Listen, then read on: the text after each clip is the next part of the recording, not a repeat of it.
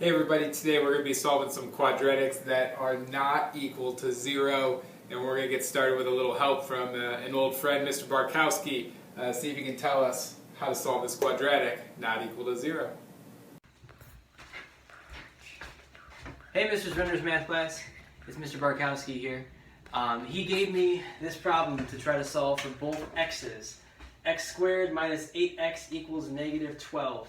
Now, I picked this problem out of the 4 that Mr. Renner sent me because it has the number 8 in it, and I'm a dancer, and I used to think that the only number I would ever need to count up to was 8 because there's always 8 counts in dance and music. Boy, was I wrong. So make sure you're sticking with your math. Wasn't my favorite subject, but here we go. I'm going to try and solve this x first. So it looks as though I need to get x by itself. I remember order of operations, so I'm going to try to get it isolated here. So maybe if I add this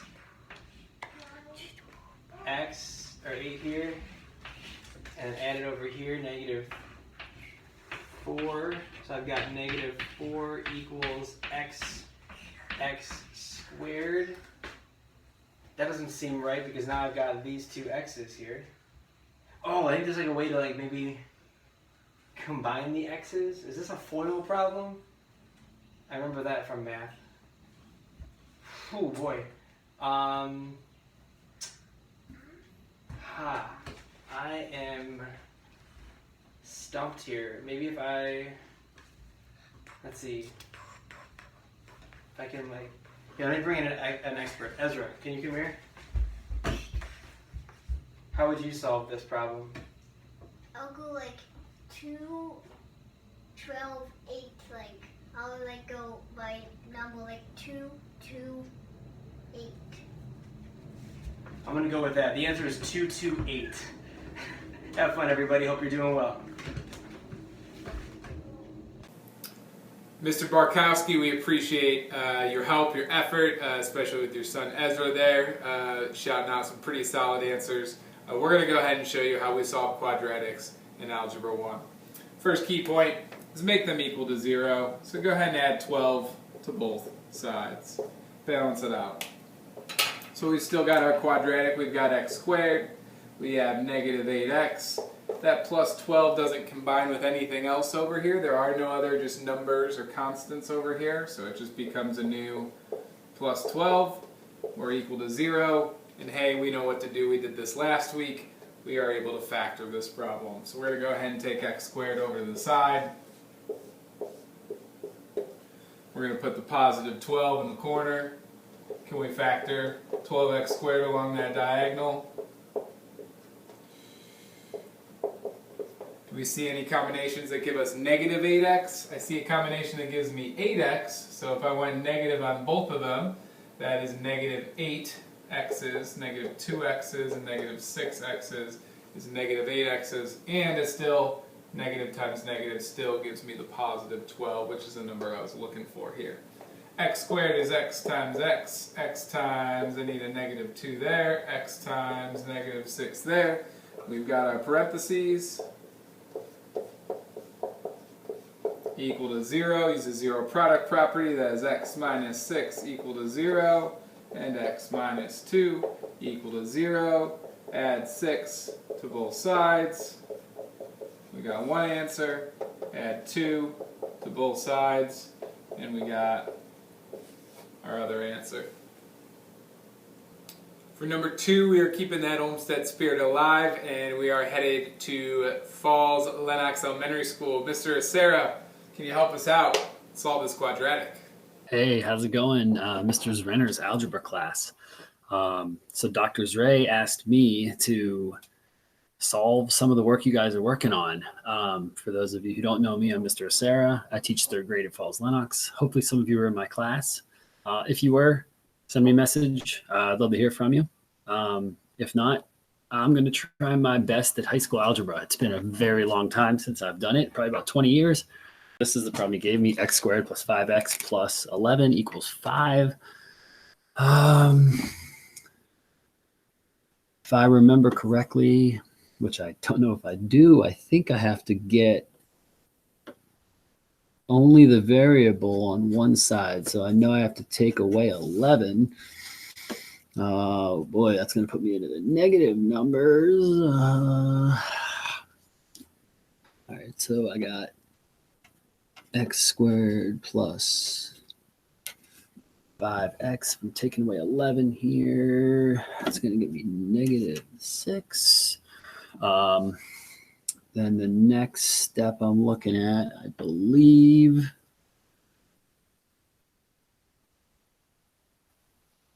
oh, it's been a long time. I have to divide that by 5 and divide that by 5. And that will get me x squared plus x equals negative 6. Yes. Which would be like what, negative 1.2. So let's see what happens if I take away this x.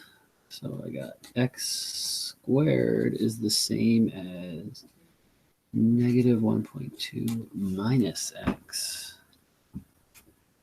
So x is negative 1.2 minus x.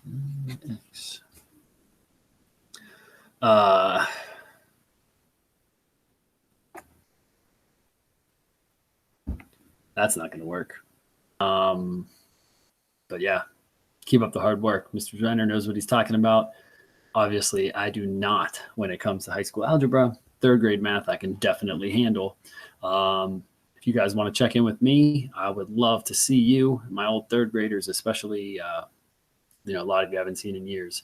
So if you're doing this stuff with Mr. Renner, that's great because that's hard stuff. Well, good luck.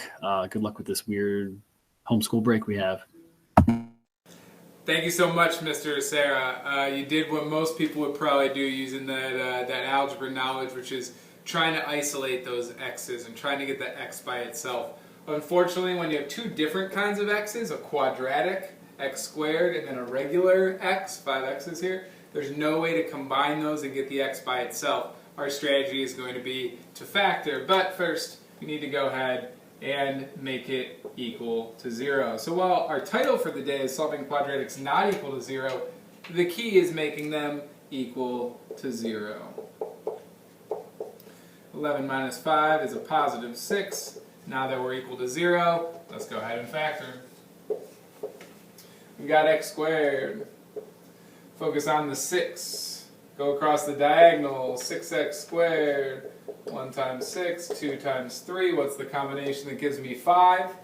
6 minus 1 would, but I don't have a negative, so I'm going to use the 2x and 3x to give me 5x. 2x, 3x. X squared is x times x. I need 2x, so x times 2. And I need 3x, so x times 3. My factors are x plus 3 and x plus 2 equal to 0. Remember, that's the key. 0 product property. Set it equal to 0. Set it equal to 0. Hopefully I don't have to show all my work now. Subtract 3. X is negative 3. Subtract 2. X is negative 2. There you go. So now we know solving quadratics not equal to 0. The goal, the key is to get them equal to 0. Once we do that, it seems like we're pretty confident. But problems 3, 4, and 5 for today are really the new lesson and the ones where we're going to have to pay attention to today. Why? Because when we go set up our factor boxes, and we set up x squared, and we set up the 1, and we set up 1x squared, the only way to factor 1 is 1 times 1, and that does definitely not combine to 5x's. So we would normally write can't factor, which we learned last week, means that the problem is either a no solution or the problem is an answer that has decimals. And for this, there is a famous formula that is called the quadratic formula. We're learning how to solve quadratics, and there is the quadratic formula. The quadratic formula is as such.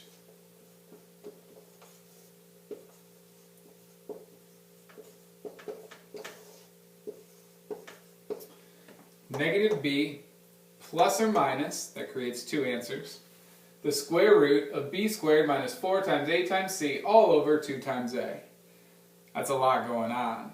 But the nice thing is this works every single time. It works for whole numbers, it works for decimals, it works for fractions, it works for no solution problems. So factoring is going to work a lot of the time, most of the time maybe. But the quadratic formula works all the time. We're going to have this formula to use on the test, so don't worry about that. But the question is, where are a, b, and c in this problem? A is the number of x squareds that you have. And in this problem, we have 1x squared. B is the number of regular x's that you have, in this case, which is a 5. And C is just the number that's at the end of the problem, which is a 1. So we're going to go ahead and plug in. For A is a 1, that is the number of x squared, so we're going to plug in a 1 into this formula. B is the number of x's, that is a 5, we're going to plug a 5 into this formula. And then C is just the number at the end, that is also a 1, and we're going to plug a 1 into this formula. So I need negative b. B is 5, so I'm going to do negative 5. Plus or minus, we're going to learn in a second, this creates our two x's, just like on all the other problems. We have the square root of b squared. I like to do b squared right now in my head, so b squared. So 5 squared is 25. Minus 4 times a and then c. So I'm going to go ahead and put a in parentheses, 1, and then c in parentheses, that's a 1, all over 2a. And our a is just 1, so 2 times a, or 2 times 1 is 2. So things I like to do mentally in my head are the b squared, and then the 2a. And now we're just going to go ahead and see what happens on this. So we got negative 5 plus or minus the square root of 25 minus, and this becomes 4. So 4 times 1 is 4. So 25 minus 4 is 21, all over 2. At this point, definitely going to need a calculator here because we're going to have to take a square root of 21. So I'm going to type in negative 5 plus the square root of 21. I'm hitting enter. And then I'm going to go ahead and divide it by 2. And I have an answer here of negative 0.21 would be what we would round it to. Negative 0.21 is one of my x's. So again, what I did is I did negative 5 plus the square root of 21. I hit enter, and then I divided that whole thing by 2. For the other problem, I'm going to go ahead and type in negative 5 and then minus the square root of 21. And then I'm going to go ahead and divide that by 2 to get my other answer, which is a negative 4.79.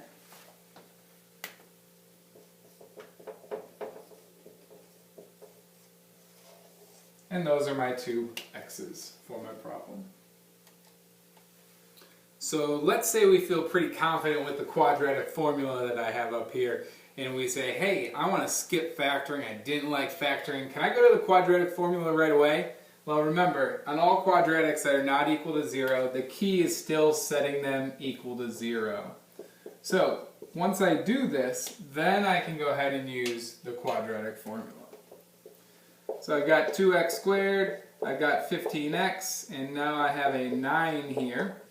And this actually was a problem in the last video from Monday, and we tried to factor it. And 2 times 9 on the diagonal is 18. There is no combination of factors in 18, which combines to 15. None of those work. So we know that factoring doesn't work, so we're going to have to use the quadratic formula. So for the quadratic formula, remember we're looking for what is our a, our b, and our c, so we can plug those in. So our a value is how many x squareds do we have? We've got 2. Our b value is how many x's do we have? And we have 15. And our c value is just what's the number at the end here, and that is a 9. So we're going to go ahead and plug these in to our quadratic formula. I need negative b. b was 15, so we're going to have negative 15. Plus or minus, we're going to get to that. That creates the two answers. We have a square root. And then we need to do b squared. So 15 times 15, I think that's 225. 15 times 15 is 225. Minus 4 times a, right here is 2, times c, which is 9. And that is quite a large square root. All over 2a. 2 of a would be 4. 2 2's is 4. Right now I think I'm going to go ahead and simplify what's underneath that square root. So what is 225 minus 4 times 2 times 9? Definitely have to do some order of operations. Do the parentheses first if you want. 4 times 2 times 9.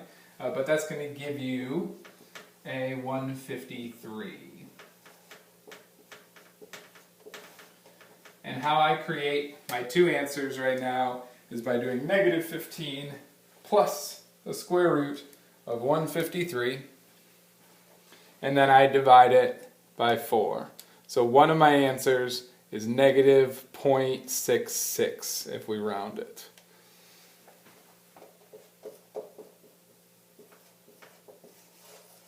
I did that by doing the plus, so now I'm going to go ahead and do negative 15 minus the square root of 153.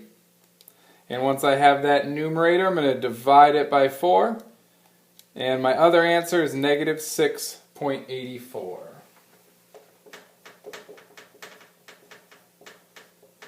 And there we have our two x's using the quadratic formula. And to finish up solving quadratics that are not equal to 0, remember the key is still to make it equal to 0. So we're going to go ahead and add 2 to this side. And I'm going to add 2 over here because here's where the other constant is, the other number. So when I combine this quadratic and make it equal to 0, I've got an equation that looks like this. I could go ahead and factor that if I wanted to. I'm going to tell you right now it's not going to factor, so we're going to go over to the quadratic formula. What do I need for the quadratic formula? I need to know what the a, the b, and the c are. Remember, a is how many x squareds there are. In this one I changed things up a little bit. I put the x squareds at the end. So a is the amount of x squareds that you have. A should be 3. B is how many x's do you have. Keep careful, close eye, that the b's, the x's, are negative in this problem. So I've switched up a couple things in this last challenge. And c is just what is the number. That 7 does not have a negative. The negative is over here for the 4. The 7 is just a positive. So now I'm going to go ahead and plug these in to the quadratic formula over here on the right. I need negative b, the opposite of b. Well, that's already a negative, so it's going to change it back to a positive. So I need negative b. That negative 4 would turn to a 4. Plus or minus, that's what creates our two answers. Remember, all this chapter we've been solving two answers, two x's, because of the x squared. Square root of b squared. What is b squared? Negative 4 times negative 4 would turn to a 16. I like to do that part in my head. Minus 4 times a times c. We can take a look at what a was. A was 3 and c was 7. That's all over 2 times a. So if I doubled a, that would be 6. So that whole problem is over 6, divided by 6. I'm going to go ahead and simplify the square root at this time. I've got 16 minus 4 times 3 times 7. So 4 times 3 times 7 is 84. 16 minus 84 is a negative 68 that is under the square root. Before I go to the next line, someone might notice something about when we type in the square roots of negatives, but I'm just going to go ahead and type it in. I'm going to type in 4 plus the square root of negative 68. And I get error, no solution, non-real answer. So I get an error when I try to type in the square root of negative 68. So I can't divide that by 6. How do I divide an error by 6? I can't. This is no solution. So when I go to find my x's on this one, it is no solution. Now, I just did 4 plus the square root of negative 68. I could also do 4 minus the square root of negative 68. But what did we just learn about taking the square root of a negative? It's going to give us an error. So I'm going to have no solution for either of my x's. So there are no x's on this problem. Why did it happen? Did it happen because I switched up the order and I put the x squareds here instead of here? No. Right? Why did it happen? Did it happen because the ABCs were out of order? No. Why did we get no solution? Was it because the b was negative? No. That negative just turned it into a positive right here. The reason that we get no solution, or the times when we get no solution, has to do with when we have this square root of a negative. If you are ever doing your work in the quadratic formula and you get to a point where you have plus or minus the square root of a negative, you can just go ahead and stop at that point. You don't even need to grab the calculator. You can write, there are no solutions to this problem. Here's the question for you to try on your own. You can try solving the whole quadratic formula if you want. My quick question check for you is, what is the A, what is the B, and what is the C that needs to get plugged into the quadratic formula? What is the A, B, and C for this problem?